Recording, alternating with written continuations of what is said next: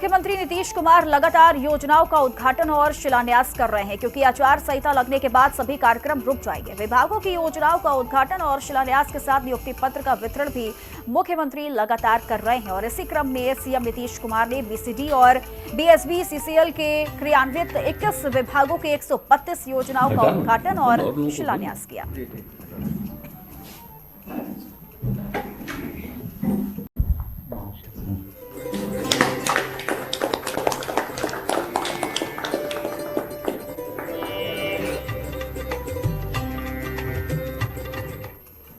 हटा ना और लोगों को दो ना।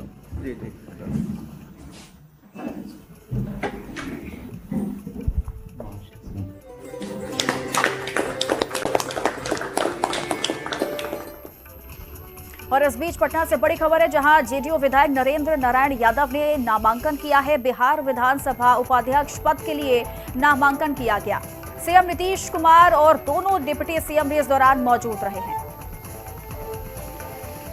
महेश्वर हजारी ने कल ही बता दें कि उपाध्यक्ष पद से इस्तीफा दिया था, जिसके बाद आज जो नामांकन है वो किया गया है। जेडीयू विधायक नरेंद्र नारायण की ओर से नामांकन किया गया और ये बिहार विधानसभा उपाध्यक्ष पद के लिए नामांकन किया गया है।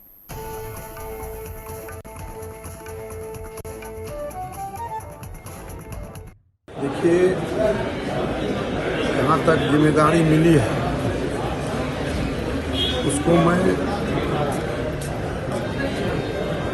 पूरी मुस्तैदी के साथ निभाने का प्रयास करूँगा। और माननीय मुख्यमंत्री महोदय जो जिम्मेदारी है वो हमारे नेता हैं, उनकी हर बात को मैं मानता हूँ और सदन सत्ता पक्ष हो विपक्ष हो दोनों की बात मैं सुनूंगा। और तेजस्वी यादव की जन विश्वास यात्रा का आज तीसरा दिन है। आज सीवान, छपरा और आरा में तेजस्वी की जनसभा का आयोजन किया गया है। मुजफ्फरपुर में तेजस्वी की यात्रा शुरू हुई थी और आज तेजस्वी यादव जन विश्वास यात्रा जो है उसका तीसरा दिन। और इसकी कुछ तस्वीर आपकी टीवी स्क्रीन पर दिखा रहे हैं, जो आज सीवान, छपरा, आरा में तेजस्वी यादव की जनसभा है। और मुजफ्फरपुर से देखिए, तेजस्वी यादव की यात्रा की शुरुआत हुई थी और आज जन विश्वास यात्रा का तीसरा दिन है, जहां सीवान से लेकर छपरा और आरा में तेजस्वी की जनसभा का आयोजन भी किया गया है। तो आरजेडी समर्थकों की भी भारी भीड़ देखिए।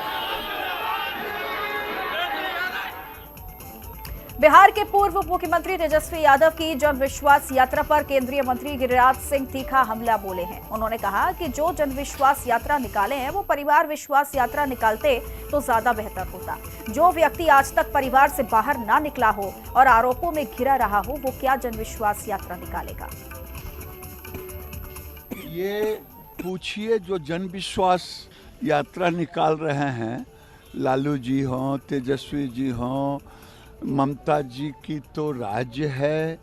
वो चाहे राहुल गांधी अभी यूपी में हैं, कोई इंडी गठबंधन का कोई व्यक्ति का जुबान नहीं खुल रहा है। ये सारे के सारे तुष्टीकरण की राजनीति करने वाले लोग, तुष्टीकरण करने वाले लोग हैं और मुस्लिम तुष्टीकरण के कारण ही इनकी जुबान चुप है। संदेश खाली में वहाँ जो अपमान हो रहा है, ममता बनर्जी एक महिला मुख्यमंत्री होकर के उनके राज्य में महिलाओं का आबरू लूटा जा रहा है। ये मुख्यमंत्री नीतीश कुमार के आदेश के बावजूद भी शिक्षा विभाग के अपर मुख्य सचिव नहीं मान रहे हैं। इस मसले को लेकर लगातार बिहार विधानमंडल के दोनों सदनों में हंगामा जारी है। इस बीच बिहार विधान परिषद में नेता प्रतिपक्ष पूर्व मुख्यमंत्री राबड़ी देवी ने एक बार फिर केके पाठक के बहाने मुख्यमंत्री नीतीश कुमार को घेरा है।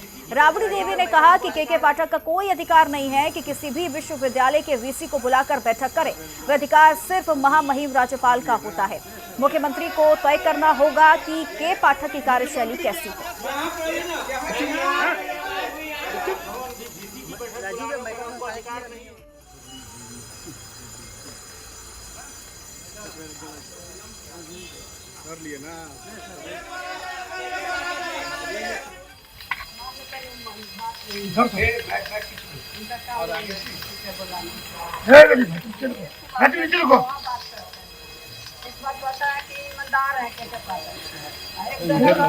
देखिए एक और उधर आ गया बात काहे नहीं मान रहा चुप रही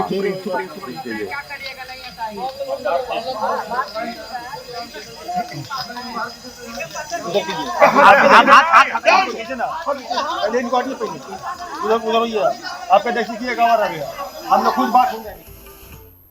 हिंदी खबर से खास बातचीत में सीपीआई माले विधायक संदीप सौरभ ने शिक्षकों के मुद्दे पर क्या कुछ कहा, सुनिए। हमारे साथ सीपीआई एमएल के वरिष्ठ विधायक संदीप सौरभ हैं। संदीप सौरभ सदन में अपनी आवाज उठाने के लिए जाने जाते हैं। संदीप सौरभ विशेष रूप से शिक्षकों के मुद्दे पर अपनी आवाज को बखूबी जाहिर करते हैं। हम उनसे ये जानने की कोशिश करेंगे कि पिछले 2 दिनों में सदन में जिस चीज को लेकर हंगामा हुआ, अभी भी हालात जस के तस वैसे ही बने पड़े हुए। संदीप जी, शिक्षकों की टाइमिंग को लेकर के सदन में 2 दिन जबरदस्त बवाल हुआ, घमासान हुआ। सदन के दोनों सदनों में, विधानमंडल के दोनों सदनों में बातें चली। सीएम ने इस चीज को एडमिट भी किया कि स्कूल की टाइमिंग बदलनी चाहिए और नतीजा अभी भी सिफर है।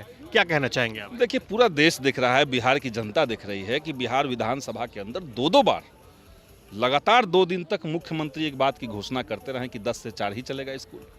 उसके बावजूद एक अधिकारी का मनोबल इतना बढ़ा हुआ है कि कल रात में 2 दिन का आवाज़ उठाने के 2 दिन का मुख्यमंत्री का आदेश देने के बाद भी कल रात में जो लेटर जारी हुआ है अलग अलग जिलों में, उसमें 8:45 में स्कूलों की जाँच के लिए कहा गया है। यानी सभी शिक्षकों को कहा गया है कि 8:45 तक आप स्कूल में आ जाइए या 8:30 तक स्कूल में आ जाइए। तो ये सरासर दिखा रहा है कि ये सरकार पूरी तरीके से अधिकारियों के कंट्रोल में चल रहा है। अधिकारी जो है वो गलत तरीके के फैसले लेते हैं, बदले में वही अधिकारी आउटसोर्सिंग एजेंसियों के माध्यम से गड़बड़ी कर रहे हैं, बिना टेंडर के लोगों को ठेका दे रहे हैं, सरकारी स्कूलों में, सरकारी कॉलेजों में ठेकाकरण बढ़वा रहे हैं, वहाँ से पैसा की तस्सीली हो रही है और ऊपर तक जा रहा है। तो क्या एक आईएएस जो है वो सिस्टम पे भारी पड़ रहा है? ये तो समझिए कि वो सिस्टम किस तरह का है जिस पे एक अधिकारी भारी पड़ जा रहा है, जो खुलेआम हर मीटिंग में गाली गलौज करता है। गाली गलौज करने के बावजूद कोई कार्रवाई नहीं हो रही, जो बिहारियों को गाली देता है, जो शिक्षकों को गाली दे रहा है। तो ये तो मामला है ही। जब सीएम ने इस चीज को एडमिट किया, वो सदन के नेता हैं, उनकी बातें लागू नहीं है, क्या सदन का अपमान है ये?